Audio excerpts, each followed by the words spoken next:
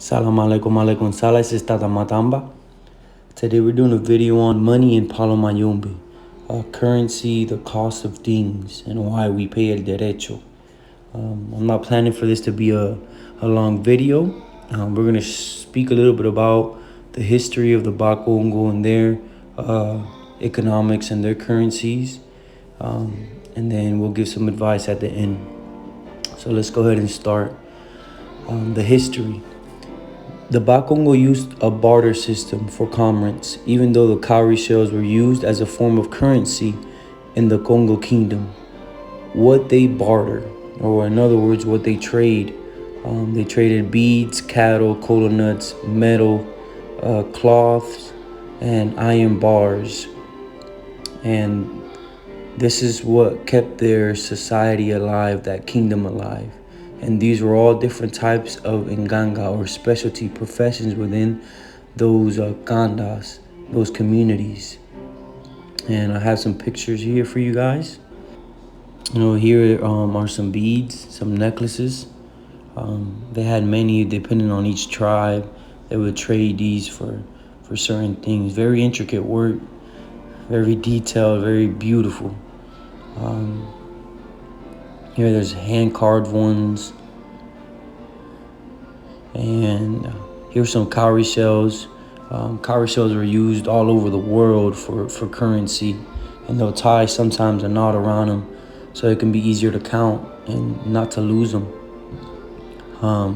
Also, depending on what region, the value will go up or go down. So they'll use cowrie shells for currency, cattle.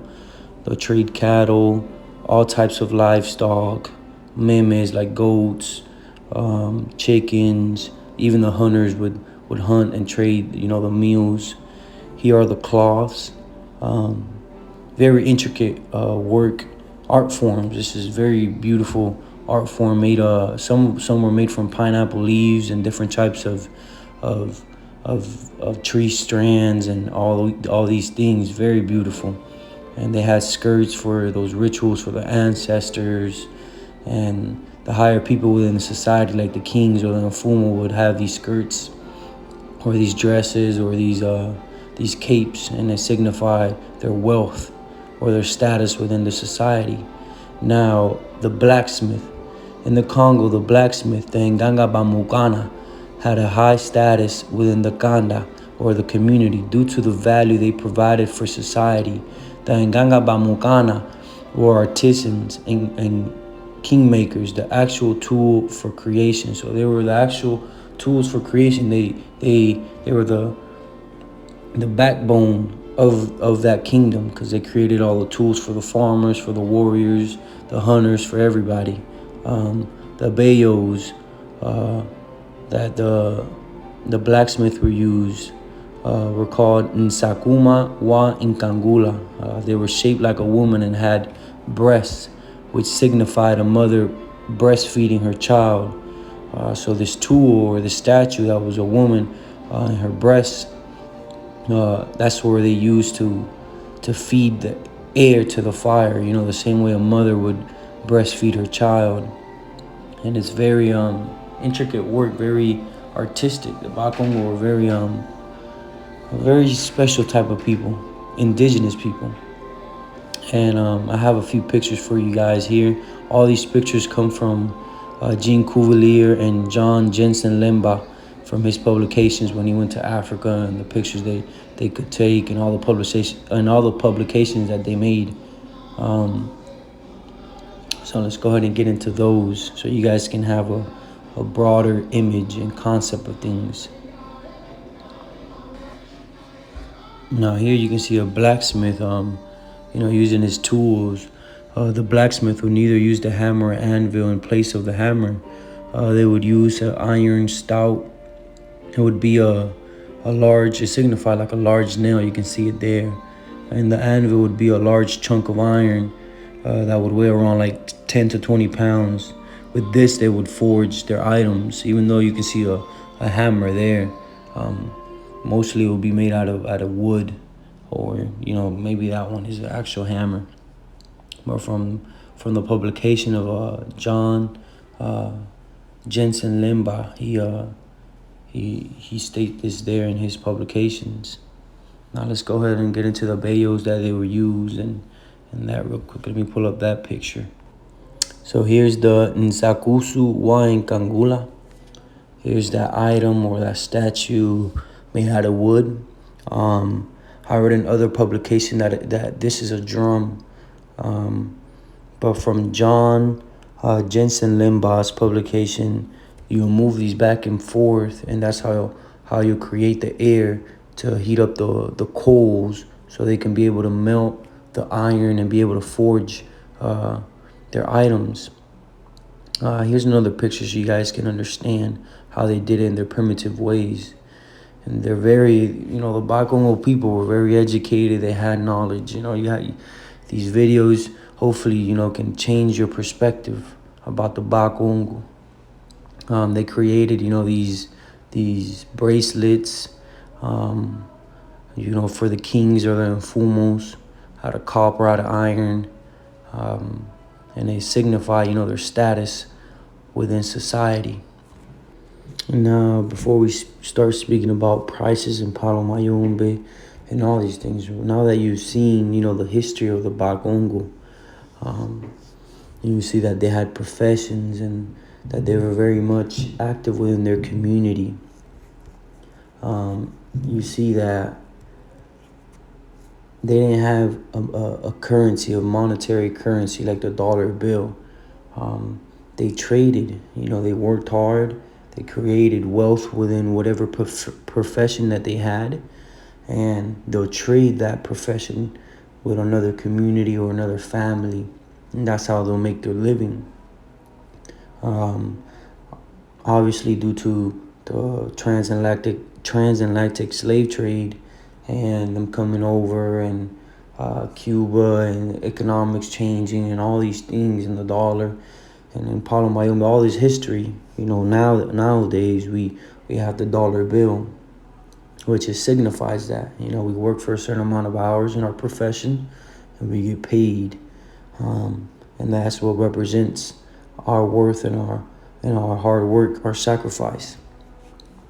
So when it comes to Palo Mayombe, the ensadas or the initiation prices or any of these things, I, as a godfather, I was once a godchild. I'm still a godchild, but I was, once I had to pay for my inquisis and go through those processes, I understand, the value of the money and that topic.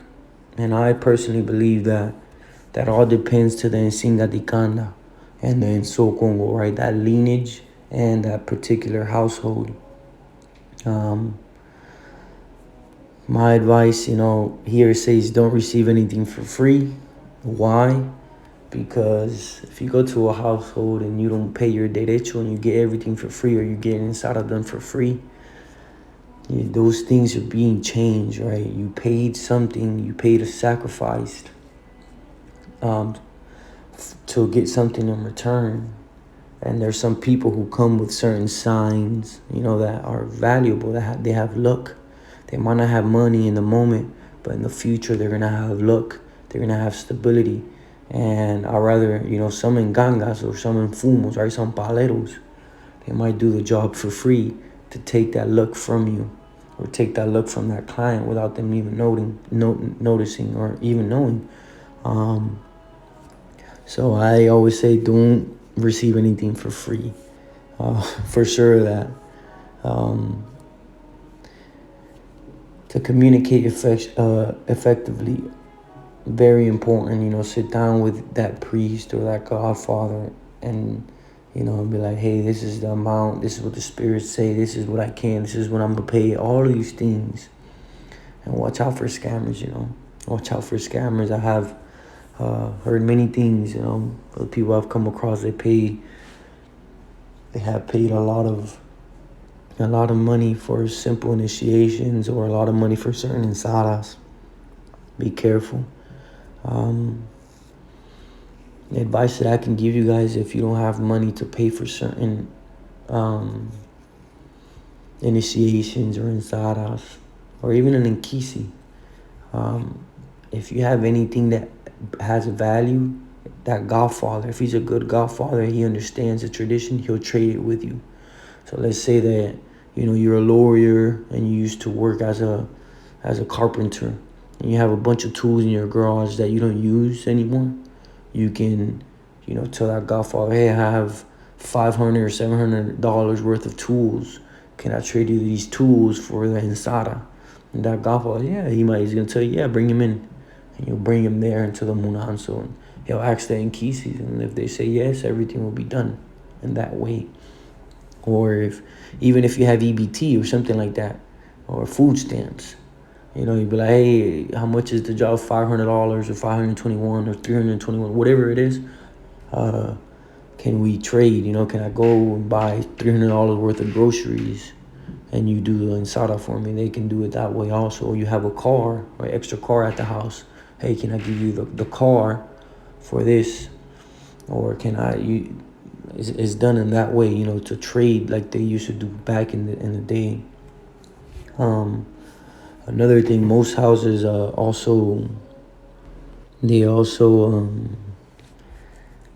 tell you, hey, you can buy all the materials and just pay el derecho, or the hours that person or that infumo, right, that priest would make during that day that he was supposed to work in his regular job.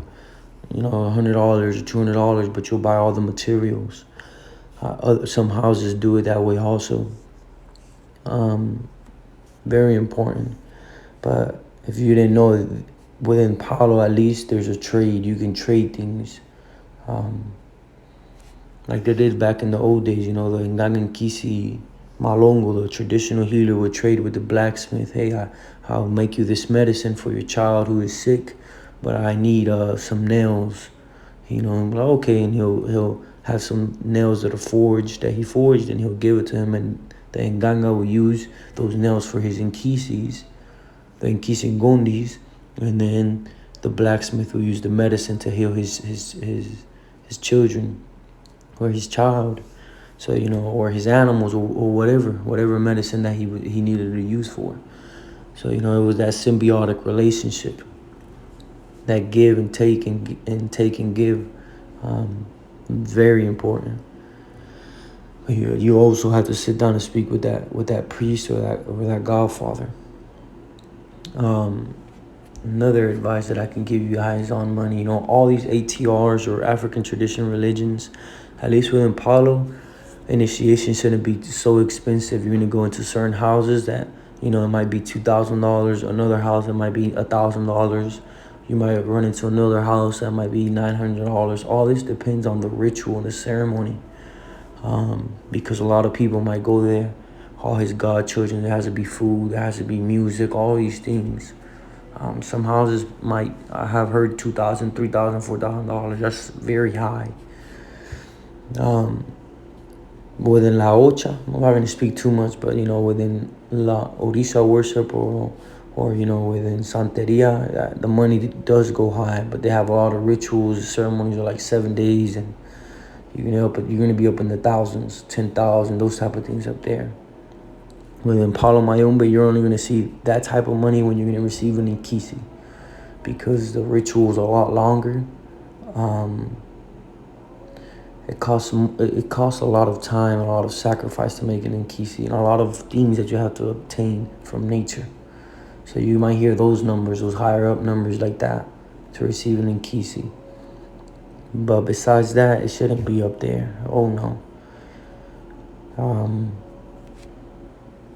For initiations, each house is its own, just speak, you'll know during consultation if that godfather, if that priest knows what he's talking about, knows what he's doing. You'll know when you're there. You'll see it right when you go to his house. You'll find out. You'll feel the energy, and you'll know. You have to be very careful, very, very extremely careful. With any father, same thing. It's expensive. At least when you start to do Itefa and you start to receive those powers of Ifa, like Orun and those type of things, they cost money because a lot of time goes into them. More than Palo Mayombe, it gets high up there. But then when you start to construct the inkisis, Now, certain ensadas like cambio de vida, like police work and stuff like that, that costs money. Like they'll charge money because they have to be on top of it constantly, and they have to do certain things.